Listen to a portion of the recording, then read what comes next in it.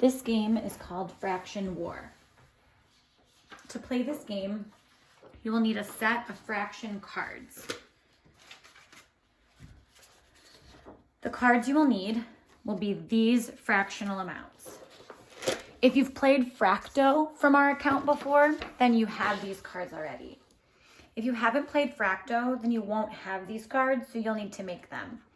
I would recommend pausing this video right now to make cards with each of these fractional amounts on them. I just cut up small pieces of paper and put one fraction on each card. Once you have these cards, you're also going to need a buddy to play with. I don't have a real buddy to play with me today, so I'm playing with Dinosaur. If you have a real friend to play with at home, or a family member, or older brother or sister, caretaker, feel free to play with a real person, but playing with an imaginary buddy is fun too. So what we're going to do is we're going to split our deck of cards in half, and we will each take half of the deck. I'm also going to have an app handy, which is called Fractions from the Math Learning Center. If you already have this app, go ahead and get it out now. If you don't, you can either do a Google search for Math Learning Center apps or pause the video and open this website. This app is particularly helpful for those of us that are still practicing comparing and ordering fractions, especially with unlike denominators.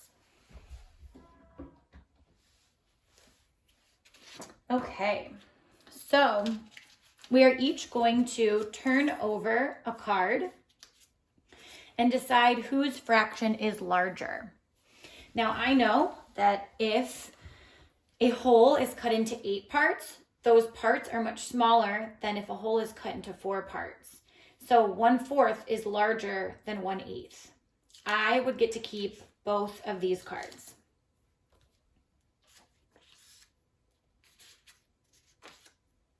Ooh, 1/3 and 3/10.